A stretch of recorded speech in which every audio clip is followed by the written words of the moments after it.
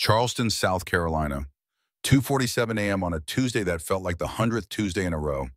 Nina Martinez dragged the industrial mop across the cardiac wing corridor for the third time that shift, the wheels squeaking against linoleum worn smooth by decades of similar nights. Her back screamed with each push, a dull ache that had become so familiar she barely registered it anymore. The fluorescent lights overhead hummed their lonely song, punctuated by the rhythmic beep of machines monitoring lives more valuable than hers. Down the hall, past the nurse's station where night shift workers hunched over charts and cold coffee, past the supply closet that smelled perpetually of bleach and resignation, the break room door stood half open. Through it, Nina could just make out the curve of a small body on the worn sofa, brown hair spilling across a jacket that doubled as blanket. Lily, 7 years old. Should have been home in bed. Should have been anywhere but here. But daycare costs money. Nina didn't have, and babysitters asked questions about why a mother worked 3 jobs and still couldn't afford rent. The night nurses had stopped asking months ago. They understood. Most of them had been there too, at some point, making impossible choices between impossible options. Nina paused to check her daughter, the mop handle cool against her raw palms. Chemical burns from industrial cleaners had left her hands perpetually red, the skin cracked despite the dollar store lotion she applied every morning. Lily's chest rose and fell in the steady rhythm of childhood sleep, her arms wrapped tight around Mr. Bubbles, the stuffed dolphin that had survived 4 moves in 2 years, the only constant in a life built on shifting sand. Just a little longer, Nina whispered to the empty air. Just a little longer. She had been saying those words for 3 years now, ever since Ryan walked out 6 months after Lily's birth, left behind a daughter he never wanted, debts he never mentioned, and a 2008 Honda Civic with 187,000 miles that started on the 3rd try if you were lucky and said a prayer. Nina returned to her mop, working her way through rooms where patients slept or didn't sleep, where families kept vigil or gave up, where life happened in the margins while she remained invisible. A ghost in scrubs and rubber gloves. Essential, but unseen. Her supervisor found her at 4:17 a.m. reorganizing the supply closet, arranging bottles that didn't need arranging because standing still meant thinking and thinking meant drowning. "Girl, you need to slow down." Diane's voice carried the weight of someone who'd watched too many people burn out in this job. "You can't clean your way out of whatever's eating you." Nina forced a smile that felt like broken glass, just trying to stay busy. Busy is one thing. Running yourself into the ground is another. Diane leaned against the door frame, arms crossed, her scrubs decorated with cartoon teddy bears that seemed obscene, given the circumstances. "Emma doing okay?" "She's good. Growing like a weed." Nina's throat tightened. "Needs new shoes again." Diane nodded with the knowing expression of a mother whose own children were grown, whose own nights of choosing between electricity and groceries had faded into memory. "You know, there's a program at the community center. They help with stuff like that." "We're fine." The words came too quickly, sharp with the pride that was the only thing Nina owned that wasn't mortgaged or past due. Pride was currency when you had nothing else, the last wall between struggling and broken. "Ain't nothing wrong with accepting help, Nina. We all need it sometimes." But Nina had learned early that help came with strings, came with questions, came with caseworkers and paperwork and people in offices deciding if you were worthy. She'd rather work 20 hours a day than sit in another fluorescent-lit waiting room explaining why she couldn't afford school supplies, watching judgment flicker across faces that had never missed a meal. The rest of the shift blurred together. More floors, more rooms, more invisible work. When 6 o'clock finally arrived, she found Lily already awake in the break room, trying to finger-comb the tangles from her hair. "Morning, sunshine." Nina summoned energy from reserves that didn't exist. "Morning, Mommy. Is it a school day?" "It is." "And guess what? Today's library day." Lily's face transformed, exhaustion forgotten in an instant. Library day meant new books, new worlds, adventures that didn't cost anything beyond late fees Nina sometimes couldn't pay. It was one of the few joys she could provide consistently, a weekly promise she'd somehow manage not to break. They made their way to the parking lot as dawn painted the sky in shades of pink and gold that seemed cruel in their beauty. The Honda started on the 2nd try, a small miracle. Lily buckled herself into the back seat, already chattering about which book she wanted, her voice the only thing keeping Nina tethered to consciousness. The drive to Lily's school took 17 minutes through streets still quiet, past houses where normal families slept normal hours. Nina calculated bills in her head because the mental arithmetic was easier than thinking about anything else. Rent was due in 5 days. The electric company had sent a final notice stamped in red like a wound. Lily needed those shoes. The car needed an oil change it was already 2,000 miles overdue for, the engine making sounds that promised expensive consequences. She dropped Lily at the elementary school with the usual routine. A kiss, a promise to pick her up on time, a prayer that nothing would go wrong in the 8 hours between now and then.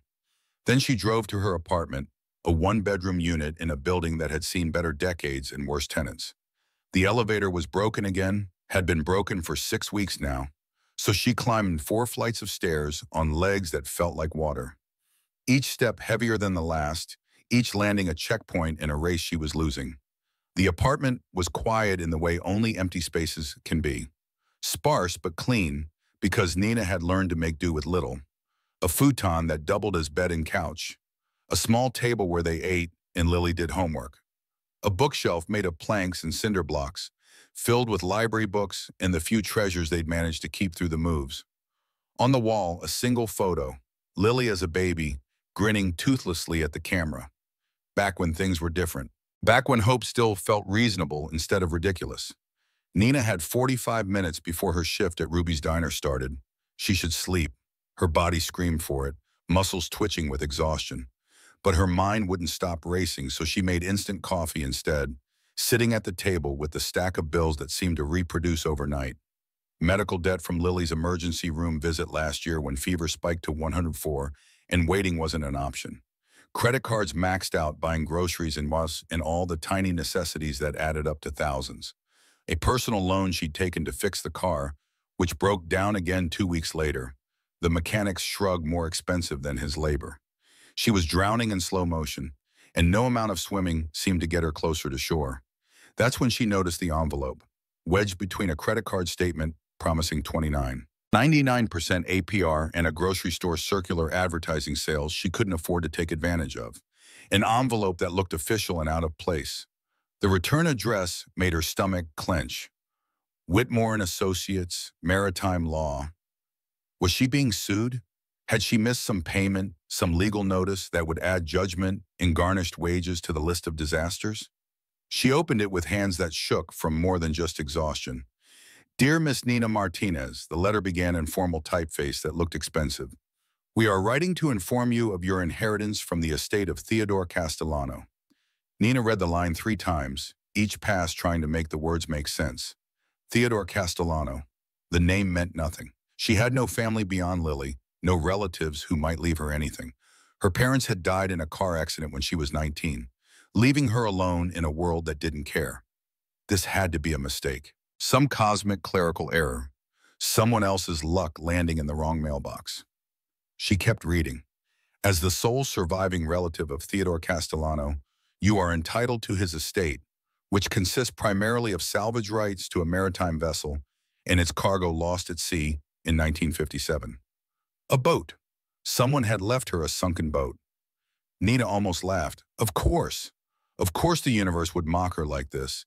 Here she was drowning in debt, and someone left her an actual sunken ship. The irony was too perfect, too cruel to be anything but deliberate. She crumpled the letter and tossed it toward the trash can. It missed, landing on the floor like an accusation. Salvage rights. What did that even mean? Probably some scam, some elaborate trick to get her to send money she didn't have to claim an inheritance that didn't exist. Nigerian princes had evolved, apparently, now offering underwater real estate. But something made her pick up the letter again. Maybe desperation, maybe curiosity. Maybe the embossed letterhead and heavy paper stock that looked too expensive for a typical scam. She smoothed out the creases and found a phone number at the bottom.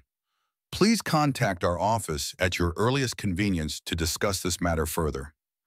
Nina checked the time. She had 30 minutes before her shift at the diner. She could call, tell them they had the wrong person, and move on with her day. At least then she'd know. At least then she could stop the small, dangerous spark of hope trying to ignite in her chest. She dialed the number on her flip phone, a relic from 2010 that still worked despite the cracked screen and worn buttons. She expected a recording or a call center with thick accents reading scripts. Instead, a professional voice answered. Whitmore and Associates. How may I direct your call? Hi. My name is Nina Martinez. I received a letter about an inheritance. One moment, please. Classical music played while Nina waited. Some violin concerto that sounded like money. Her leg bounced nervously against the table leg. She couldn't afford to miss her shift. Rosa would fire her if she was late again, and she needed that job. The tips at Ruby's Diner were the only thing keeping Lily in school lunches, the only buffer between making it work and complete collapse. Miss Martinez, a different voice came on the line, older, male, carrying the smooth assurance of someone who'd never worried about rent. This is Harrison Whitmore. I've been hoping to hear from you. Listen, I think there's been a mistake. I don't know any Theodore Castellano. That's not uncommon in these cases. Harrison's tone suggested he dealt with confused beneficiaries regularly. Theodore was what we might call the black sheep of the family. He left home young, lost touch with relatives. Our firm has been searching for his next of kin for several months. But I don't have any family. Nina insisted, needing him to understand. My parents died years ago. They never mentioned any Theodore. Theodore was your great-uncle, your grandmother's brother. According to our genealogical research, you are his closest living relative, Miss Martinez.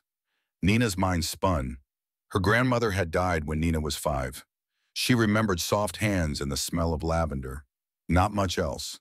Certainly nothing about a brother. Okay, but the letter said something about a boat, salvage rights. I don't understand. Harrison's voice carried a hint of excitement. Miss Martinez, your great-uncle was what we might call an adventurer. A treasure hunter, to be specific. He spent most of his life searching for lost ships and their cargo.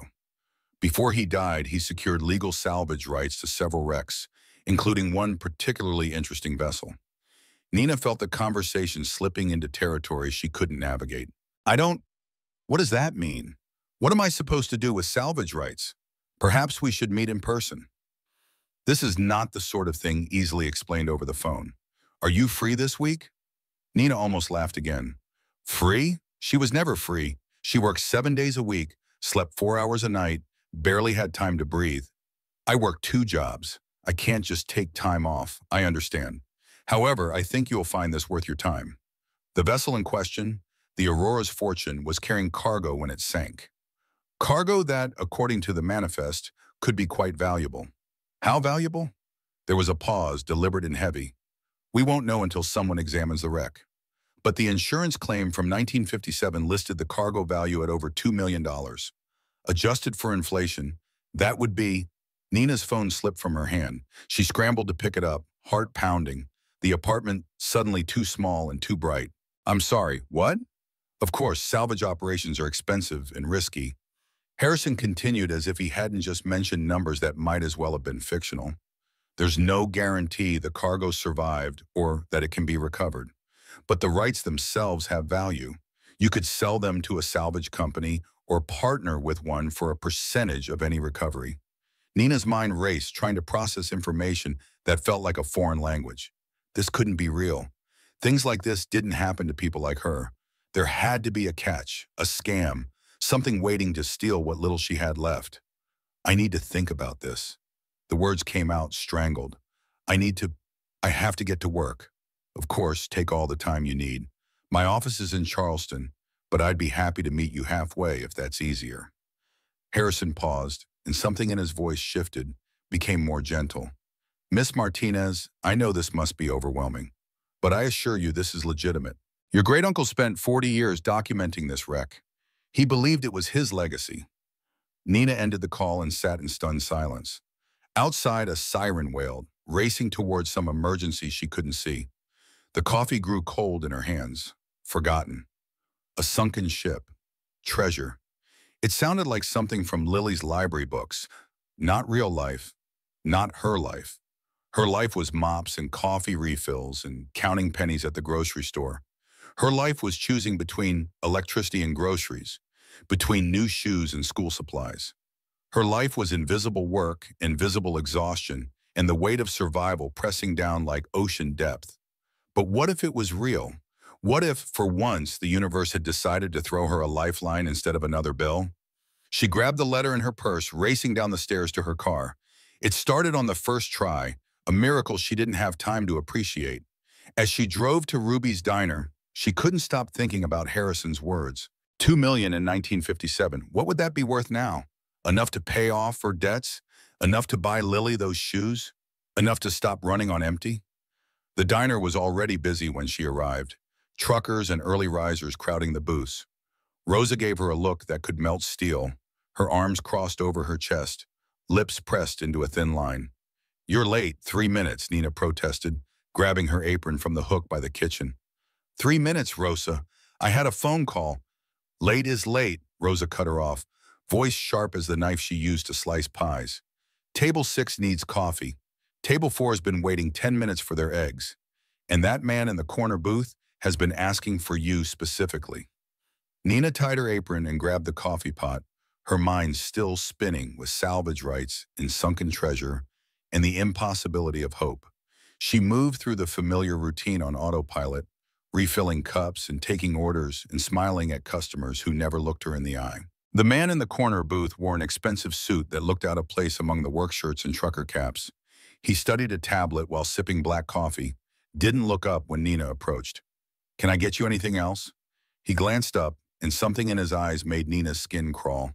A coldness that had nothing to do with temperature, just the check. She placed it on the table, noticed the Rolex on his wrist, the Italian leather briefcase on the seat beside him. He left a $2 tip on a $47 check, his gaze sliding over her like she was furniture. Nina pocketed the bills and moved on, swallowing the familiar bitterness. This was her world. Invisible labor for invisible people, tips that never quite added up to enough. Between orders and refills, she snuck glances at a letter folded in her pocket. She read the formal language again and again, trying to make it feel real. Theodore Castellano, Aurora's fortune, salvage rights worth potential millions. Earth to Nina. Her coworker Maya snapped fingers in front of her face. "Table 4 has been waiting forever for their eggs. You okay?" Nina shook her head, trying to focus. "Sorry, just distracted. Distracted isn't going to keep Rosa from firing you." Maya lowered her voice, genuine concern in her dark eyes. "What's going on?" "You've been weird all morning. I got a letter. About an inheritance. From some uncle I never knew existed." Maya's eyebrows shot up. "Like what kind of inheritance? Money? Salvage rights to a sunken ship? Maybe worth millions. Maybe worth nothing." Nina felt the words sound more ridiculous out loud. "I don't even know what to think. Girl, if someone's offering you money, take it." Maya grabbed plates from the kitchen window. "Whatever it is, it's got to be better than this." The shift dragged on, each hour bleeding into the next. Tips were decent, $47 that would go straight to groceries. As Nina counted the bills during her break, she thought about Theodore Castellano, this great uncle she'd never known existed. What kind of man spent his life hunting treasure? What kind of person left everything to chase dreams beneath the waves? When her shift ended, instead of going home to sleep, Nina drove to the Charleston Public Library. She needed answers, needed to understand what she'd inherited before she got her hopes up, only to have them crushed again. The librarian smiled when she walked in. "Nina, no Lily today? She's at school. I just need to use the computers for a bit." "Of course, dear. Take your time." Nina found an empty terminal and started searching. Theodore Castellano brought up a few hits, mostly old newspaper articles from coastal towns. She clicked through them, building a picture of a man she'd never met. Local man claims Spanish galleon discovery. One headline read from 1978. Another treasure hunter, Theodore Castellano returns empty-handed from Caribbean expedition, dated 1992. The photos showed a weathered man with wild hair and wilder eyes, always on a boat, always scanning the horizon. Something in his face looked familiar, a resemblance to her grandmother that Nina could almost see if she squinted. Then she found it, a longer article from the Charleston Gazette, dated 1983. Theodore Castellano, the treasure hunter who never gave up. It detailed his obsession with the Aurora's fortune, a cargo ship that had sunk in a storm off the Carolina coast. According to the article, Theodore had spent 20 years researching the wreck, interviewing survivors, studying weather patterns, mapping the ocean floor. Castellano claims the ship's manifest listed art and antiquities bound for a New York museum, the article read. While other treasure hunters chase gold and jewels, Castellano insists the real value lies in the cultural artifacts aboard the Aurora's Fortune. Nina read on, learning about her great-uncle's lonely quest. He'd never married, never had children, had devoted everything to the search. Other treasure hunters mocked him, called him obsessed, delusional. But Theodore never wavered.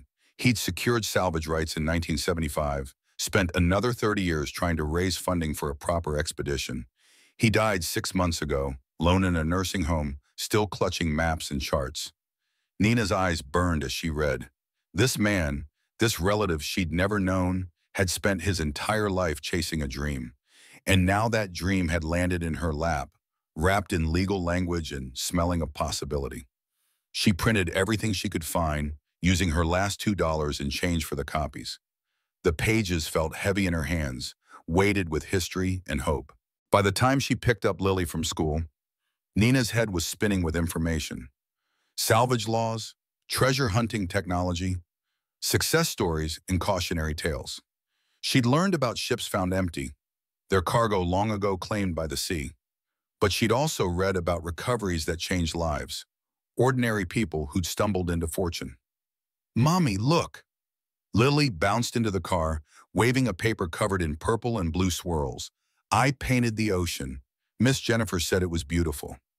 Nina took the painting, studying the waves Lily had created with careful strokes. "It is beautiful, baby. Just like you. Can we go to the real ocean someday?" The question hit differently now. Nina had always promised they'd see the ocean someday, the same way she promised everything would be okay soon. Empty words to fill the gaps between one crisis and the next. But looking at Lily's painting, thinking about a ship waiting beneath those waves, someday suddenly felt possible. "Maybe sooner than you think," she said, folding the painting carefully and placing it on the dashboard like a talisman. That night, after Lily was asleep, Nina spread all her research across the kitchen table. The letter from the law firm sat in the center, surrounded by articles and printouts. She'd done the math, or tried to. $2 million in 1957 would be worth over $20 million today, assuming inflation calculators were accurate and the cargo actually existed and could be recovered. Even if only a fraction survived, even if salvage costs ate up most of the value, it could be enough. Enough to change everything. But salvage operations cost hundreds of thousands of dollars. Equipment, boats, divers, permits, money she didn't have and couldn't borrow. She could sell the rights, Harrison had said, take whatever a salvage company offered and walk away. It would be safe, practical, responsible. It would also mean giving up before she'd even tried. Nina picked up the photo she'd printed of Theodore Castellano. He looked nothing like her grandmother in the black and white image, but something in his eyes was familiar. That desperate hope, that refusal to accept that this was all life had to offer. He'd died chasing this dream, but he'd never given up, never accepted defeat. She thought about Lily sleeping in the next room, about the shoes she needed and the opportunities she deserved. She thought about 18-hour days and empty bank accounts and the slow drain of poverty that wore you down to nothing. She thought about invisible work, invisible exhaustion, and the weight of survival that never got lighter, only heavier. Then she picked up her phone and found Harrison Whitmore's number. It was late, past 10, but something told her he'd answer. He did, on the second ring. "Miss Martinez, I was hoping you'd call back. Tell me about the ship. Tell me everything." For the next hour, Harrison painted a picture of the Aurora's Fortune and its final voyage. The ship had left Charleston in September 1957, bound for New York with a cargo of artifacts from a private collection. The collector, a wealthy industrialist named Charles Ashford, had died suddenly, and his estate was being relocated to a museum. Paintings, sculptures, rare books, historical artifacts collected over a lifetime. The storm came out of nowhere. Harrison explained, his voice taking on the cadence of a story told many times. The ship sent a distress signal, gave its coordinates, then nothing. By the time rescue vessels arrived, the Aurora's Fortune was gone. 28 crew members lost. That's horrible, Nina murmured, thinking of those men, those families left behind. Indeed, the tragedy overshadowed the cargo for years. Insurance paid out based on the manifest, but the ship itself was written off as unrecoverable. Until your great-uncle started looking. Why? What made him think he could find it? Harrison's voice carried a note of admiration. Theodore was brilliant in his own way. He realized everyone was looking in the wrong place. The coordinates from the distress signal didn't account for how far the ship might have drifted in the storm.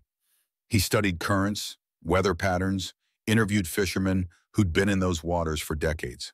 He developed a theory about where the Aurora actually sank. And 30 years ago, he found debris that matched the ship's description. Not the ship itself, but enough to convince him he was close. He spent the rest of his life refining the search area, gathering evidence, protecting his claim. Nina felt her pulse quicken. So he knew where it was? He believed he did. His notes, maps, all his research materials are part of the estate. Harrison paused. Miss Martinez, I need to be clear about something. This is still a gamble. The ship might not be where Theodore thought. The cargo might be destroyed. Salvage operations are dangerous and expensive. Many people would advise you to sell the rights and take guaranteed money. How much? I've had informal inquiries from salvage companies. The offers range from $50,000 to $100,000. Nina's breath caught. $100,000. Enough to pay off debts, move to a better apartment, buy Lily everything she needed. It would be life-changing money. But if the cargo was really worth millions, I need to see his research. All of it, of course. When can you come to Charleston? Nina looked at her work schedule taped to the refrigerator. 7 days, no gaps, no room for adventure. I'll figure it out. I'll be there this weekend. After she hung up, Nina sat in the dark apartment, listening to Lily's soft breathing from the bedroom. She'd just committed to something impossible. She couldn't afford to miss work, couldn't afford gas to Charleston, couldn't afford to chase dreams. But Theodore Castellano had spent 40 years believing in something everyone else had given up on. He died alone, but undefeated, leaving his obsession to a great niece he'd never met. And maybe that was the real inheritance. Not the salvage rights or the potential treasure, but the permission to believe that impossible things might still be possible. Nina folded the letter carefully and placed it in the drawer where she kept Lily's birth certificate and their few important papers. Tomorrow she'd have to figure out how to get time off work, how to make the trip to Charleston, how to understand maritime law and salvage rights and the dreams of a dead man she'd never known. But tonight, for the first time in years, she went to bed thinking about something other than bills and exhaustion. She dreamed of ships and storms and treasures waiting in the dark. She dreamed of Lily's eyes when she told her they were going on an adventure. She dreamed of a life where working 2 jobs was a choice, not a necessity. And somewhere beneath the Atlantic waves, the Aurora's fortune waited, keeping its secrets for just a little longer.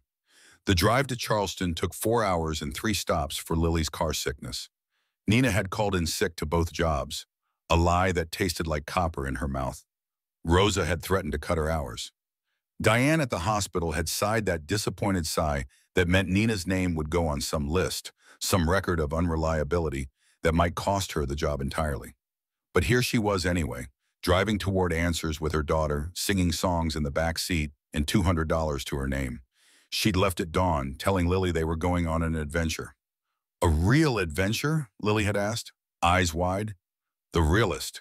Nina had promised, though doubt gnawed at her stomach like hunger. Charleston appeared through morning mist, all historic churches and cobblestone streets. Nina had never been this far from home, never had reason to leave the small orbit of work and survival. The GPS on her phone led them through streets that grew progressively nicer, past houses with gardens and gates, lives wrapped in comfort she couldn't imagine. Harrison Whitmore's office occupied a restored building near the waterfront. Red brick, white columns, the kind of place that announced money in quiet, confident tones. The parking meter wanted $2 an hour.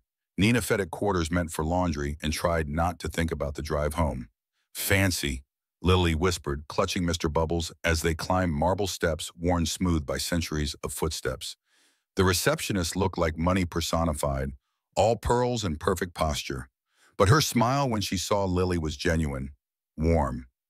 "You must be Miss Martinez. Mr. Whitmore is expecting you." The office smelled like leather and legitimacy. Lily's eyes went wide at the paintings on the walls, ships in storms and calm seas alike. Harrison Whitmore stood as they entered, extending a hand. He was younger than his voice had suggested, maybe 60, with silver at his temples and kind eyes behind wire-rimmed glasses. "Miss Martinez, a pleasure. And this must be Lily." Nina's hand. "I'm sorry, I couldn't find childcare." "Nonsense." Harrison knelt to Lily's level. "Would you like to see something cool?" He walked to a cabinet and pulled out a brass telescope, the metal worn smooth by decades of handling. This belonged to a real ship captain. "You can look out the window at the harbor while your mom and I talk boring grown-up stuff." Lily looked to Nina, who nodded. Soon her daughter was absorbed in watching boats through the antique lens, leaving the adults to their business. Harrison spread documents across his desk like tarot cards revealing futures. "Your great-uncle was meticulous." These are his original notes from 1963 when he first became interested in the Aurora's fortune. Nina leaned forward, studying Theodore's handwriting. Cramped but careful, full of coordinates and calculations. Pages and pages of interviews with survivors, weather data, ocean current analysis. The obsession was evident in every line, in the way ink pressed deep into paper, in margins crowded with desperate notations. He was 23 when he started, Harrison explained, had just gotten out of the merchant marines. The story of the Aurora was still fresh, families still grieving. But Theodore saw something others missed. He pulled out a map, hand-drawn and water-stained. Everyone assumed the ship sank where it sent its last distress signal. But Theodore interviewed a fisherman who'd been out that night, about 10 miles from the supposed wreck site. The man swore he saw distress flares much farther south than where everyone was looking. Nina traced the penciled lines with her finger, feeling the weight of Theodore's certainty. So he spent 40 years looking in the wrong place according to everyone else? Not wrong, different. Theodore believed the ship's radio operator gave incorrect coordinates, possibly disoriented by the storm. Or maybe the ship drifted farther than anyone calculated. Either way, he developed his own search grid. Harrison smiled, and he found something. In 1982, he found a piece of brass railing that matched the Aurora's specifications. Too small for most salvagers to care about, but it convinced Theodore he was close. He spent the next 20 years refining his search, gathering more evidence. 20 years, Nina murmured. The dedication was staggering, almost frightening. Why didn't he ever mount a real expedition? "Money," Harrison said simply. "Proper salvage operations are expensive." Theodore lived on veteran benefits and odd jobs. Every spare penny went to research, equipment, boat rentals for small surveys.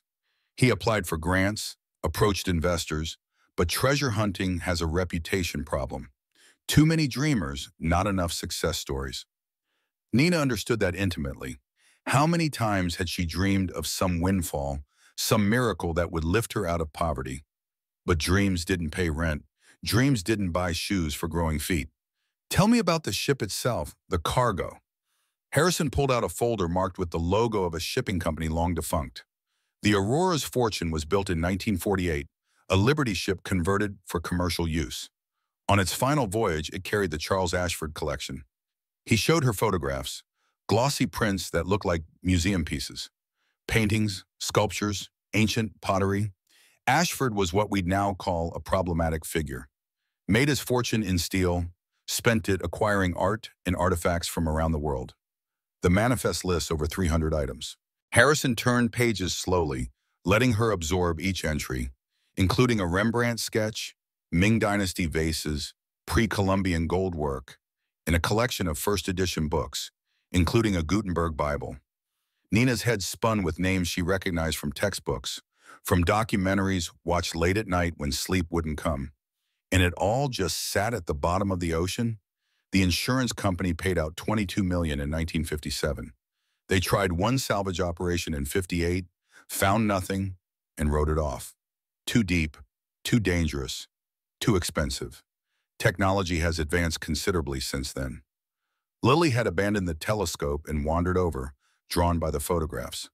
"Pretty," she said, pointing to a painted vase. "Very pretty," Harrison agreed, "and very valuable. If even a fraction of this cargo survived, properly preserved, he trailed off, letting the implication hang. What happens next? Nina shifted Lily to her lap, needing the anchor of her daughter's weight.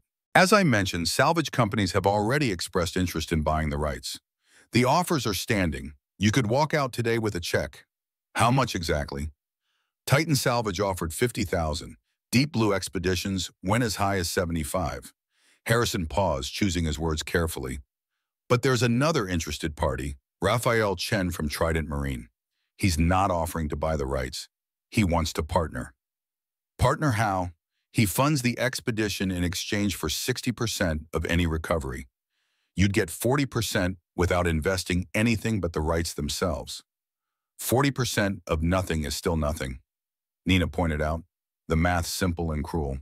True, but 40% of 20 million is 8 million. The number hung in the air like a song too beautiful to be real. $8 million. Enough to buy Lily a house with her own room, enough for college and clothes that fit, and doctors when she needed them. Enough to stop being invisible. I'd like you to meet Raphael. Harrison continued. He's in town, eager to discuss the possibility. But Nina, I need you to understand the risks. Most salvage operations find nothing. Ships break apart. Cargo scatters. Salt water destroys everything.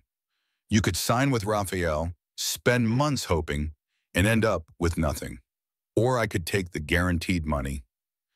Exactly. $75,000. No risk, no waiting.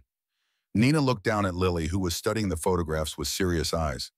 $75,000 would change their lives. It would buy time, breathing room, possibilities. It was the smart choice, the responsible choice. But Theodore Castellano hadn't been smart or responsible. He'd been driven by something bigger than safety, and he'd believed until the end. I'll meet Raphael, she heard herself say, the words coming from someplace beyond logic. They met at a restaurant by the harbor, the kind with cloth napkins and multiple forks that Nina had to Google how to use. She changed Lily into her least wrinkled dress and prayed her daughter wouldn't spill anything they couldn't afford to replace. Raphael Chen arrived precisely on time, younger than she'd expected, maybe 40, with an easy smile and calloused hands that suggested he worked on boats, not just in offices. Miss Martinez, thank you for meeting me. He shook her hand firmly, then knelt to Lily's level.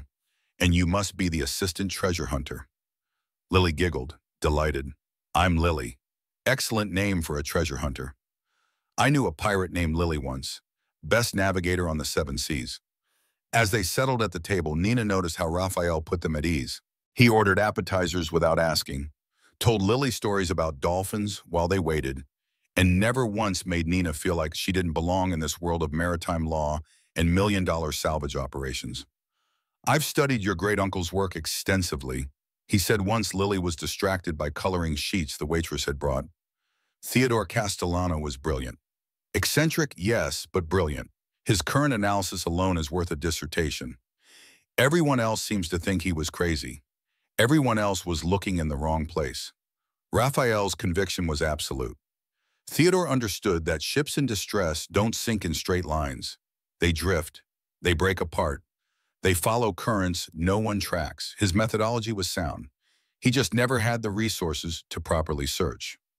Sonar technology in the 80s was primitive compared to what we have now. Side-scan arrays that can map the ocean floor in detail. Magnetometers that can detect metal through 60 feet of sand. ROVs that can explore without risking human lives. That all sounds expensive. It is. A proper survey expedition will cost around $200,000. If we find the wreck and it's viable, the recovery operation could run over $1 million. Raphael leaned back, his gaze direct. But Nina, I've been in this business 15 years. I've seen the data. Theodore was onto something. Nina pushed food around her plate, appetite lost to anxiety. Why partner with me? Why not just buy the rights and keep everything? Fair question. 2 reasons. First, practically speaking, I don't have $100,000 in cash to buy you out. I'm good at what I do, but salvage is feast or famine. Second, and more importantly, I respect what your great-uncle did. He spent 40 years on this. It wouldn't be right to cut his family out of the discovery, even if it means giving up millions. 60% of a successful recovery is better than 100% of nothing. And I need those rights to make this legal. His honesty was disarming. We'd be partners. You'd be involved in every decision, every step. This is your inheritance, your legacy. I'm just offering the resources to claim it. Lily looked up from her coloring. Are we really going to find treasure, Mama? Nina met Raphael's eyes across the table. He didn't push, didn't sell, just waited for her to decide. She thought about the eviction notices, in the double shifts, in the exhaustion that lived in her bones. She thought about Theodore alone with his maps and dreams. She thought about Lily deserving more than break room couches and hand-me-down hopes. Tell me exactly how this would work. For the next hour, Raphael explained salvage law like he was teaching a master class in maritime archaeology. He showed her contracts from previous expeditions, both successful and failed, his honesty about the risks more compelling than any sales pitch. The first step would be a survey expedition, chartering a boat with proper equipment, spending about a week scanning Theodore's search grid. If they found something promising, they'd send down cameras for visual confirmation. Only then would they commit to a full recovery operation. The timeline made Nina's stomach clench. Survey would take 2 weeks to organize, 1 week on the water. If they found the wreck and it was intact enough to salvage, recovery could take months. Months she couldn't afford to not work. Months of bills piling higher while she chased ghosts beneath the waves. I can't afford to not work for months. The admission tasted like failure. You wouldn't need to be there for all of it. Raphael's response came quick, like he'd anticipated the concern. And if we find the ship, I can arrange in advance against future recovery, enough to cover your expenses. It sounded reasonable, which made Nina more suspicious. In her experience, things that sounded too good to be true usually were. But Raphael had contracts, references, a reputation to protect. Harrison vouched for him with the weight of decades in maritime law. I need to think about it, she said finally, exhaustion and possibility warring in her chest. Of course, take all the time you need. Raphael handed her a business card, the paper thick and embossed. When you're ready, if you're ready, call me. Either way, it was an honor to meet Theodore's family. He was a legend in certain circles. They drove home as the sun set, Lily asleep before they left Charleston, clutching the toy boat Raphael had bought her from a gift shop. Nina's mind churned with numbers and possibilities. 40% of 20 million, but also possibly 40% of nothing. The math never resolved, just circled endlessly like sharks in dark water. Back home, real life crashed back immediately. An eviction notice taped to her door, dated 3 days ago. The landlord had given her 2 weeks to pay or vacate. Nina crumpled it into her pocket before Lily could see, adding it to the collection of final notices that lived there like accusatory ghosts. She carried Lily inside, tucked her into the futon they shared, and sat at the kitchen table with her calculator. The numbers never changed no matter how many times she ran them. Rent, utilities, food, gas. Even with both jobs, even with no emergencies, she was falling further behind every month. $75,000 would solve everything. Pay off debts, secure housing, buy time to breathe. It was there for the taking. No risk, no waiting.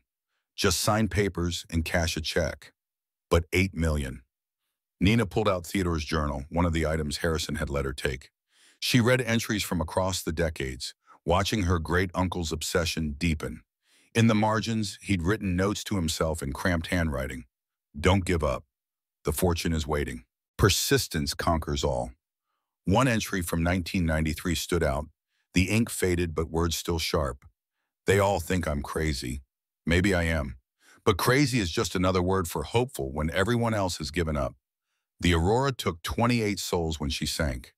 Someone should remember. Someone should care. Someone should bring her home. Nina's throat tightened. Theodore hadn't just been hunting treasure. He'd been trying to solve a mystery, to give closure to families who'd lost everything to the sea. The cargo was valuable, yes, but the ship itself was a grave, a memorial to lives cut short. Her phone rang. Margaret Ashford Davies, the display showed, a number Harrison must have provided. Nina answered cautiously. Hello, Miss Martinez. The voice was cultured, elderly, carrying decades of Charleston breeding. My name is Margaret Ashford Davies. I'm the granddaughter of Charles Ashford, whose collection was aboard the Aurora. Harrison Whitmore gave me your number. I hope you don't mind the intrusion. No, of course not. Nina's heart raced, wondering if this woman was calling to contest the salvage rights, to complicate an already impossible situation. I wanted to meet you, to discuss the Aurora and what you might find. There are items in that collection that have sentimental value to my family. Items I'd very much like to recover. They arranged to meet the following morning at a cafe in Charleston. Nina would have to miss work again, risk Rose's final patience, but something in Margaret's voice suggested this conversation couldn't wait. She worked her morning shift at the hospital in a daze, spilling coffee twice, mixing up orders. Diane noticed during their break, concern evident in her weathered face. Girl, where's your head at? Nina almost told her, almost spilled everything about inheritances and sunken ships and impossible choices. But it sounded insane even in her head. Just tired. You're always tired, but this is different. Diane studied her with knowing eyes. Whatever's going on, be careful. Desperate people make desperate choices. Was she desperate? Nina looked around the hospital break room at the life she'd built from necessity rather than choice. Yes, she was desperate. But maybe that wasn't weakness. Maybe desperation was just another word for determination when you had someone depending on you. That night, she called Raphael while Lily slept. I want to see it, the ocean where Theodore thought the ship was. Before I decide anything, I need to see it. I can arrange that. His response came without hesitation. This weekend, I'll pay you for the day. Consultant fee. Bring Lily. She should see what her great-great-uncle was chasing. Nina agreed before she could talk herself out of it, already making reckless choices. What was one more? That weekend, Raphael picked them up in a truck that had seen better days but ran smooth. Lily chattered the entire drive to the coast, excited about seeing the real ocean for the first time. Nina watched the landscape change from urban sprawl to coastal marsh, feeling like she was driving toward a reckoning she couldn't name. The boat Raphael had borrowed wasn't fancy, just a working vessel with survey equipment bolted to the deck. This is Danny, he introduced the captain, a weathered man with permanent squint lines. He's been fishing these waters 40 years. Knew your great-uncle. Danny shook Nina's hand with a grip that could crack walnuts. Theodore Castellano was stubborn as barnacles and twice as hard to scrape off. Once he got an idea, nothing could shake it. They motored out of the harbor as morning mist lifted off the water. Lily stood at the rail, secured in a bright orange life jacket, watching dolphins play in their wake. Nina tried to see the ocean through her daughter's eyes, all possibility and wonder rather than depth and danger. Theodore's primary search grid starts here, Raphael explained, showing her charts marked with precise squares. Based on his current analysis and the debris he found, he believed the Aurora was somewhere in this 20-square-mile area. That seems huge. It is, but modern sonar can cover it systematically. Theodore was searching blind, diving on hunches. We have tools he could only dream of. Danny cut the engine when they reached the coordinates. The boat rocked gently in moderate swells, nothing around them but water and sky. Nina had expected to feel something, some connection to the uncle who'd spent his life here. Instead, she felt small, insignificant against the vast indifference of the sea. Depth here is about 180 feet, Raphael explained, pointing to the depth sounder. Challenging but not impossible. The bottom is mostly sand, which is good and bad. Good because it preserves, bad because it buries. He showed her the sonar screen, explaining how objects appeared as shadows and anomalies. Theodore logged 17 potential targets in this grid. We'd investigate each one systematically. Lily tugged on Nina's sleeve. Is the treasure down there, Mama? Maybe, baby. Can we see it? Raphael smiled, the expression genuine and warm. Not today, but if it's there, we'll find it. They spent 3 hours on the water, Raphael explaining equipment and procedures while Danny shared stories about Theodore. Man would come out here in weather that would turn your stomach inside out. Danny recalled, his voice rough with memory. Storm coming, Theodore wanted to see how the currents changed. Full moon, he'd be out here with flashlights and theories. Never met anyone who wanted something so bad. Did you think he was crazy? Nina asked, needing to know. Danny spat over the rail, considering. Crazy? Nah, focused. Maybe too focused. But crazy is what people call you when you believe in something they don't understand. Theodore understood these waters better than men who'd fished them all their lives. If he said the fortune was out here, I'd bet my boat on it. On the ride back, Lily fell asleep against Nina's shoulder, sun-kissed and happy. Raphael drove in comfortable silence until Nina finally spoke. What aren't you telling me? What's the catch? He glanced at her, surprised by the directness. No catch, just risk. There's always a catch. People don't offer partnerships to broke single mothers out of the goodness of their hearts. Raphael was quiet for a moment, his hands steady on the wheel. You're right to be suspicious. Truth is, I've been trying to get permits to search this area for 2 years. The state's protective of shipwrecks considers them archaeological sites. But your salvage rights predate those regulations. With your rights, we can search legally. Without them, I'm just another treasure hunter being told no. So you need me. We need each other. You have the legal claim. I have the resources and expertise. Together, we have a chance. Apart, we have nothing. It was honest, at least. Nina appreciated that more than smooth promises. And if we find nothing, then I'm out 200,000 and you're back where you started. No better, but no worse. But that wasn't true. She'd be worse because she'd have hoped. She'd have let Lily hope.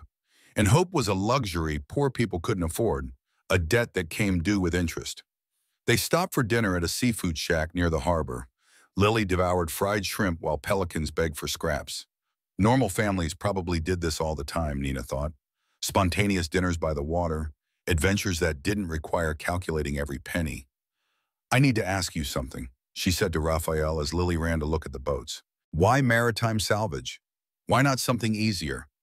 He laughed, the sound carrying genuine amusement. My grandfather was a fisherman in Taiwan. Came here with nothing. Built a life pulling food from the sea. He used to tell me the ocean keeps secrets, but it rewards those who respect it. I studied marine engineering, could have worked for any corporation. But there's something about finding what was lost, solving puzzles everyone else gave up on. Like Theodore. Exactly like Theodore. Your great-uncle understood something most people don't. The real treasure isn't gold or art. It's proving that persistence matters. That believing in something impossible makes it possible. Nina watched Lily chase seagulls, her laughter carrying on the salt wind. I can't afford to believe in impossible things. Can you afford not to? The question followed her home through another week of double shifts and final notices. The landlord called twice, his voice growing sharper with each message. The school sent home a form for a field trip, $60 Nina didn't have. Lily's shoes finally gave up completely, the sole flapping like a broken wing. Nina held them together with duct tape and fought not to cry. She pulled out the business cards, laying them on the table like playing cards. Titan Salvage, Deep Blue Expeditions, $75,000. Safety, security, survival. Then Raphael's card. Partnership, risk. The chance for everything or nothing. She thought about Theodore, spending 40 years chasing a ghost ship. She thought about 28 people who died in a storm, their stories forgotten by everyone but one obsessed uncle she'd never met. She thought about Lily needing new shoes and deserving the world. In the morning, she'd have to decide. Take the safe money or bet on a dead man's dream. Be responsible or be reckless. Survive or live. Nina picked up Theodore's journal one more time, finding an entry from his last year. The fortune is still there. I know it like I know my own heartbeat. Someone will find her someday. Someone who needs her as much as she needs finding. I pray they're braver than I was. I pray they have more to fight for than just dreams. She closed the journal and looked at Lily's ocean painting, still taped to their small window, the colors bright against fading wallpaper. 200 million in cargo, sleeping beneath the waves. A fortune in salt and silence. Her great-uncle's legacy waiting. Nina picked up the phone and dialed. Marcus, it's Nina, she said when he answered, then corrected herself. Raphael, let's find the Aurora's fortune. The survey vessel, Persistent Dream, cut through morning swells 2 weeks later, her deck loaded with equipment that cost more than Nina had earned in her entire life. Lily stood at the bow, secured in a bright orange life jacket, watching the sunrise paint the Atlantic in shades of gold and possibility. Nina gripped the rail with white knuckles, fighting seasickness and second thoughts in equal measure. Grid reference A1. Raphael called out, marking their position on the GPS. We'll start at Theodore's northernmost coordinates and work south systematically. The crew moved with practiced efficiency. Besides Danny at the helm, Raphael had brought two sonar operators, Jake and Tommy Reeves, brothers from the Texas Gulf Coast, with matching anchor tattoos and competing theories about everything. An ROV pilot named Jackson, 25 and looking younger, handled the remotely operated vehicle like he was born to it. And Dr. Sarah Hayes, a maritime archaeologist from Miami, whose red hair caught the morning light like copper wire. "You okay?" Sarah asked, joining Nina at the rail. Her voice carried the gentle concern of someone who'd seen plenty of people discover that ocean adventure looked better in theory than practice. "I keep thinking I should be at work," Nina admitted, watching the coastline fade to nothing. "My supervisor already cut my hours for missing shifts. And yet you're here, and yet I'm here." Nina watched Lily helping Danny coil rope, her daughter adapting to boat life like she'd been born to it. "I couldn't sell the rights. Couldn't just take the money and walk away." Theodore's journal, Sarah guessed. "Harrison showed me excerpts. Your great-uncle was quite the writer." It wasn't just the journal. Nina struggled to explain feelings she barely understood herself. "All my life, I've taken the safe choice, the practical choice. And look where it got me. Working 3 jobs, still can't afford my daughter's field trip. Maybe it's time to try something impossible." Sarah smiled, understanding in her expression. "In my experience, the ocean respects impossible.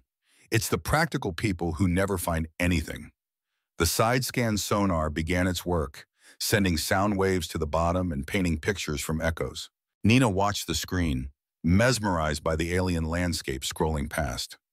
Sand ripples that looked like desert dunes, rocky outcrops emerging like mountains, and everywhere the debris of time, modern fishing gear, natural formations, the bones of other dreams. "Contact." Jake called out after 3 hours, his Texas drawl turning sharp with focus. Metallic signature bearing 270. Raphael studied the screen, his expression neutral. "Size is wrong for a ship. Mark it anyway." Theodore noted several debris fields. They found 17 anomalies the first day. Each one had to be investigated, cataloged, compared to Theodore's notes. Most were modern wrecks, fishing vessels, and pleasure craft donated to the sea by storms and stupidity. But 3 matched Theodore's descriptions of Aurora debris, pieces of the puzzle scattered across the ocean floor. He was tracking the scatter pattern. Raphael explained that evening, spreading charts across the galley table. "Ships don't sink in one piece during storms. They break apart. Cargo spills. Heavy items sink fast. Light materials drift." Theodore understood this. Lily had fallen asleep in Nina's lap, exhausted by sun and adventure. Nina stroked her daughter's hair while studying the charts, trying to understand the obsession that had consumed 40 years of a man's life. "So we're following a trail." "Exactly. Like breadcrumbs. If breadcrumbs weighed tons and were scattered by hurricane-force winds." Raphael traced a line with his finger. "Based on these debris locations and Theodore's current models, the main wreck should be here." He tapped a spot on the grid they'd search tomorrow. Nina felt her pulse quicken despite her exhaustion. "You really think we'll find it?" "I think Theodore found it 20 years ago. He just couldn't prove it or reach it." Raphael showed her a sonar image from the afternoon. "This matches the dimensions of a lifeboat davit from a Liberty ship. We're close." That night, Nina couldn't sleep. The boat rocked gently at anchor, and through the porthole, she could see stars unobscured by city lights. She thought about Theodore out here alone, year after year, chasing whispers on the water. What kind of faith did that take? What kind of loneliness? She pulled out her phone, checking for signal. 3 bars, barely enough. There were 6 voicemails from Rosa, each angrier than the last. 2 from her landlord, 1 from Lily's school about the field trip payment. The real world didn't pause for treasure hunts, didn't care about dreams or legacy or the weight of impossible choices. Day 2 brought rougher seas and rising tensions. The sonar operators worked in shifts, eyes burning from staring at screens. They found more anomalies, a washing machine inexplicably 40 miles from shore, a shipping container full of rotting sneakers, what might have been a small plane. But nothing ship-sized, nothing that matched the Aurora's profile. "Maybe we should expand the grid," Sarah suggested over lunch, her concern evident in the way she pushed food around her plate without eating. No, Raphael's response was firm, almost harsh. Theodore was precise. If he said the fortune was in this grid, we searched this grid. Theodore also spent 40 years not finding it. Tommy muttered, exhaustion making him careless. Lily, oblivious to the tension, showed Danny the journal she'd started keeping. Day 2, she read aloud in her serious voice. Still no treasure. Saw 3 dolphins and a turtle. Mama threw up twice but says she's fine. Even Raphael cracked a smile at that, the tension breaking slightly. The breakthrough came at 4:17 in the afternoon. Nina was in the galley making Lily a peanut butter sandwich and trying not to look at her bank balance when she heard shouting from the deck. Contact! Big contact! She ran topside, Lily right behind her. The entire crew clustered around the sonar screen, where a shape emerged from the sea floor like a ghost photograph developing. Length approximately 440 feet. Jake reported, his voice shaking in a way it hadn't all week. Beam 57 feet. It's listing to starboard. Partially buried, but the superstructure is intact. Raphael gripped Nina's shoulder, his hand trembling. Those are Liberty ship dimensions. It could be any Liberty ship. Sarah cautioned, but her excitement was evident in the way she leaned toward the screen. Hundreds were built. Dozens were lost. But Danny was already checking the position against known wrecks, his weathered hands steady on the chart plotter. Nothing registered here, nothing even close. Nina stared at the screen at the shadow of possibility lying 178 feet below. Her throat felt tight, breath coming shallow. Is it the Aurora's fortune? Lily asked, her small voice cutting through the adult tension. Only one way to find out. Raphael's certainty filled the space. Prep the ROV. The remotely operated vehicle looked like a rectangular fish bristling with cameras and lights.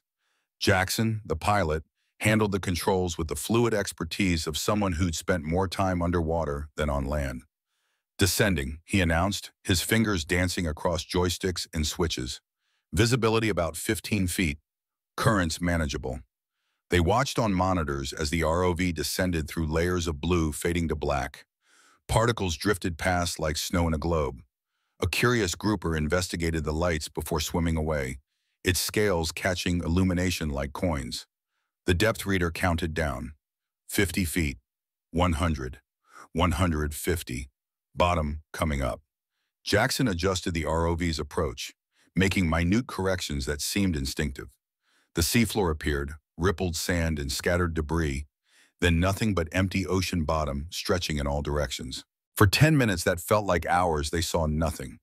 Nina's hope, fragile as paper, began to crumble. This was it. The end of Theodore's dream, the end of her gamble.